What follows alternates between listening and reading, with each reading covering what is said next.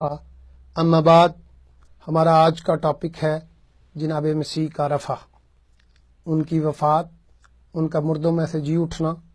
अल्लाह पाक ने कुरान मजीद में अरशाद फरमाया है, सूरा का निशान 3 और उसकी आयत नंबर 55 में, इस क़ाल अल्लाह या ईसा इन्नी मुतवफ़ी का व राफ़ियो का अलैया, ऐ ईसा मैं तुझे वफ़ात देने वाला हूँ और तुझे उठाने वाला हूँ।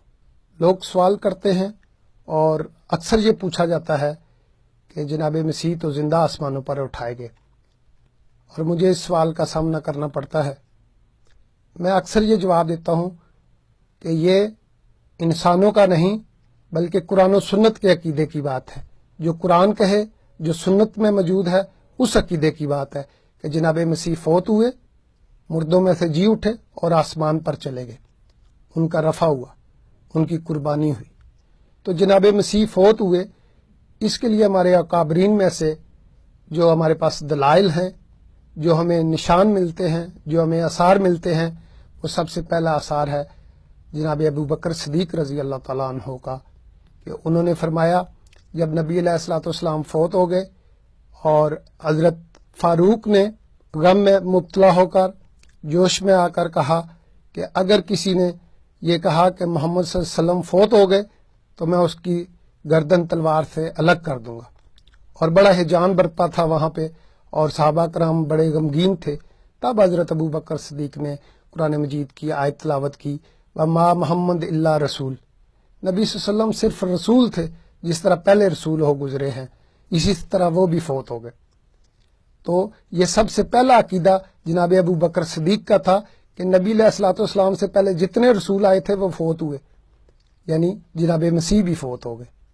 और फिर हज़रत इब्ने अब्बास के बारे में लिखा है बुखारी शरीफ में कि वो वफ़ात के मानी मौत के लेते थे।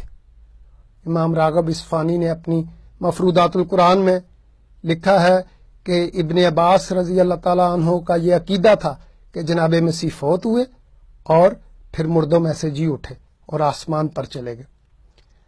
कुछ लोग ये कह सकते हैं, और मुझसे भी पूछा जाता है ये सवाल, कि ये तो मसीहियों का अकीदा है, ये ईसाई अकीदा रखते हैं कि जनाब मसीह फौत हुए, मुर्दों में से जी उठे और आसमान पर चले गए, जबकि मुसलमानों का अकीदा ये है कि जनाब मसीह जिंदा आसमान पर चले गए। तो मेरे अजीज़ों, ये ईसाइयों की या मुसलमानों की बात नहीं है, ये कुरान और हदीस की बात है। हम उस अकीदे को पेश करते हैं जो कुरान में लिखा है, जो हदीस में लिखा है। तो जैसा कि मैंने आयत तिलावत की कि नबी अलैहिस्सलाम जब फौत हुए तो हज़रत सिद्दीक ने ये आयत तिलावत की थी, व मा मोहम्मद इल्ला रसूल। और इसी तरह नबी अलैहिस्सलाम ने खुद जब हौज़े कौसर पे, बुखारी शरीफ की ये रवायत है कि जब हौज़े कौसर पे उनसे कुछ फरिश्तों ने बहस की और कुछ लोगों को फरिश्ते पकड़कर दोज़ख की तरफ ले गए, और नबी अलैहिस्सलाम ने कहा ये मेरे दोस्त हैं, मेरी उम्मत में से हैं, मेरे सहाबा हैं। तो फरिश्तों ने कहा कि या रसूल अल्लाह, इन्होंने आपके जाने के बाद दीन में तब्दीली पैदा की, अपनी एड़ियों पर फिर गए और आपके दीन को छोड़ दिया। तब नबी अलैहिस्सलाम ने फरमाया फलम्मा तवफ़्फ़ैतानी, जैसे मेरे भाई ईसा ने कहा था कि जब तूने अल्लाह पाक, जब तूने मुझे वफ़ात दे दी तो फिर मैं इनका जिम्मेदार नहीं था। तो जनाब मसीह की वफ़ात और जनाब नबी अलैहिस्सलाम की वफ़ात बिल्कुल सेम है। खुद नबी ने यह बयान किया है कि मैं और ईसा फौत हुए हैं। तो अब आते हैं अपने अकाबरीन की तरफ, जिन्होंने कहा कि जनाब मसीह मुर्दों में से जी उठे। तो सबसे पहले जनाब इब्ने अब्बास रज़ी अल्लाह ताला अन्हो की तरफ आते हैं, जिन्होंने फरमाया कि अल्लाह ताला ने हज़रत ईसा अलैहिस्सलाम को फौत किया और फिर मुर्दों में से जिंदा कर दिया। और दूसरा कौल है जनाब इसाक बिन बशर रज़ी अल्लाह ताला का, जिन्होंने फरमाया कि जनाब मसीह 3 दिन तक फौत रहे और फिर उन्हें मुर्दों में से जिंदा करके आसमान पर उठा लिया। और एक और कौल है वकाला मोहम्मद बिन इसाक, उन्होंने फरमाया कि 3 घड़ी तक जनाब मसीह फौत हुए और फिर जिंदा होकर आसमान पर चले गए। ये अकवाल जनाब इमाम इब्ने कसीर ने अपनी मशहूर ज़माना तफसीर इब्ने कसीर में सूरह आल इमरान की आयत नंबर 55 की तफसीर में बयान किए हैं, जहाँ पर मसीह का जी उठना लिखा है। तो मेरे अजीज़ों, सबसे اہم بات جو یہ ہے جو اکثر لوگوں کو پتہ نہیں چلتی وہ یہ ہے کہ امام بخاری رحمہ نے فرمایا ہے بخاری شریف میں کہ وَرُوءٌ مِّنْهُ کا مطلب کیا ہے. وہ فرماتے ہیں کتاب تفسیر میں کہ وَرُوءٌ مِّنْهُ کا مطلب یہ ہے کہ احیاء مسیح کو زندہ کر دیا. یہ کس کا قول تھا؟ دیگر صحابہ کرام کا. اور انہوں نے نام تو نہیں لکھا ان کا، لیکن کہا کہ فقانہ وکالا غیرہ، کہ جو دیگر تھے ان کا یہ قول تھا کہ جناب مسیح کو روح منہ کا مطلب یہ ہے کہ اللہ نے ان کو زندہ کیا تھا. اور یہ قرآن مجید کے بعد صحیح ترین کتاب میں موجود ہے کہ صحابہ کرام اور ہمارے اکابرین جو ہیں وہ جناب مسیح کے زندہ ہونے کا عقیدہ رکھتے تھے. اب اس میں ایک مشکل پیش آتی ہے، وہ ہے قرآن مجید کی سورہ نساء 4 سورہ اور اس کی آیت نمبر 157. وَمَا قَتَلُوهُ وَمَا صَلَبُوهُ، نہ تو اسے تم نے قتل کیا اور نہ ہی مصلوب کیا. اگر اس آیت کو جب ہم دیکھتے ہیں اس کے سیاق و سباق میں، اس کے پیچھے سے کچھ تلاوت کرتے ہیں تو یہ بڑی واضح ہو جاتی ہے. اور اس آیت میں یہودیوں کا جو دعویٰ تھا جو مسیحیوں کے سامنے وہ دہراتے تھے، اور انہوں نے نبی علیہ السلام کے سامنے بھی دہرایا کہ ہم نے اس مسیح کو، ہم نے اس رسول کو، اللہ کے رسول کو قتل کیا اور مصلوب کیا. تو اس کے رد میں اللہ پاک نے یہ آیت اتاری کہ وَمَا قَتَلُوهُ وَمَا صَلَبُوهُ، کہ نہ تو تم نے اسے قتل کیا اور نہ اسے مصلوب کیا.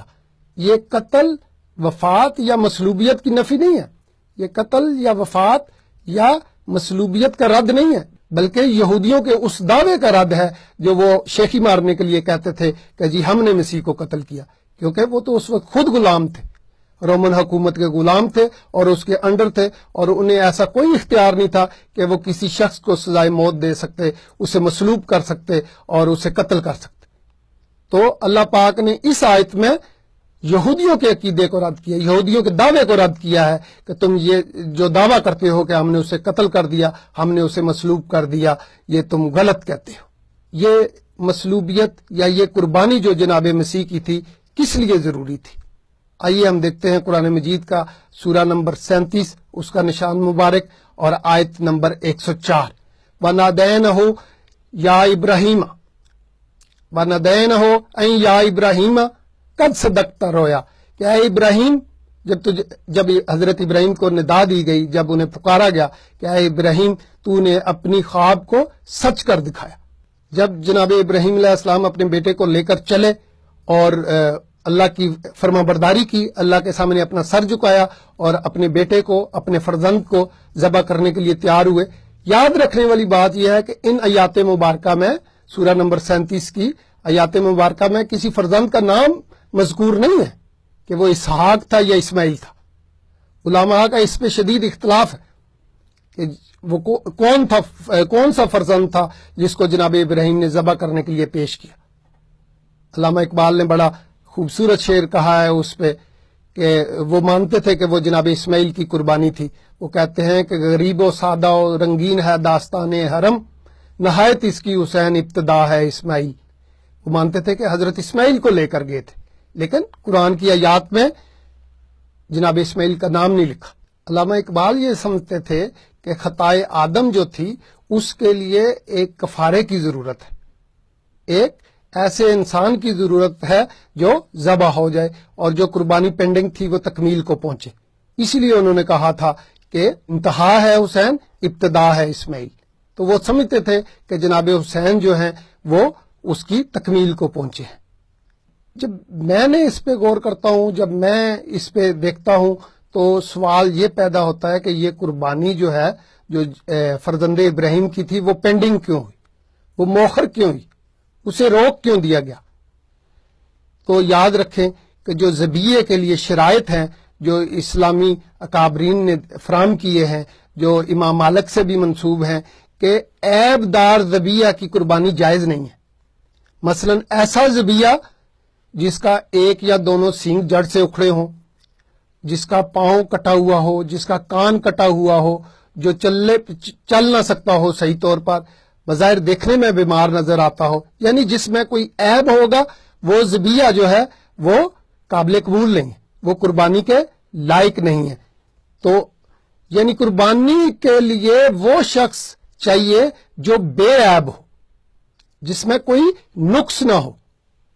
تو آئیں دیکھتے ہیں قرآن مجید میں جناب مسیح کے بارے میں اللہ پاک نے کیا فرمایا۔ سورہ آل عمران قرآن مجید کا 3 سورہ، جہاں پر مذکور ہے کہ جناب عمران کی بیوی نے جب مقدس ہیکل میں آ کر یہ کہا کہ اللہ پاک، میں اپنے بچے کو، اپنے پیدا ہونے والے بچے کو جو میرے پیٹ کا پھل ہے، اسے تیری نظر کرتی ہوں، تیری خدمت کے لیے پیش کرتی ہوں، اسے قبول فرما لے۔ اور پھر اللہ پاک نے اس کی دعا کو قبول فرمایا، اور اسے پتہ نہیں تھا کہ یہ اس کا بیٹا ہوگا یا بیٹی ہوگی۔ جب عمران کی بیوی نے دیکھا کہ یہ تو بیٹی ہے، اور پھر وہ اللہ پاک کے پاس آئی اور کہا کہ یا اللہ یہ بیٹی ہے، میں تو تجھے بیٹا دینا چاہتی تھی، تو اللہ پاک نے فرمایا کہ ہم بہتر جانتے ہیں کہ وہ بیٹی چاہیے مجھے یا مجھے بیٹا چاہیے۔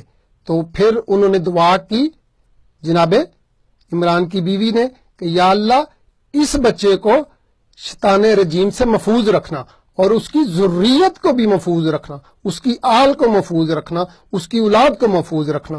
سورہ آل عمران 3 سورہ قرآن مجید کا، اس کی آیت نمبر 36 اور 37 میں یہ لکھا ہے کہ فتقبلھا، تو ہم نے اس کی دعا قبول کی، یعنی جو پیدا ہونے والا بچہ تھا مریم کو، اور پھر اس کے آنے والی نسل کو جناب مسیح کو قبول کیا، یعنی شیطان رجیم سے محفوظ رکھا۔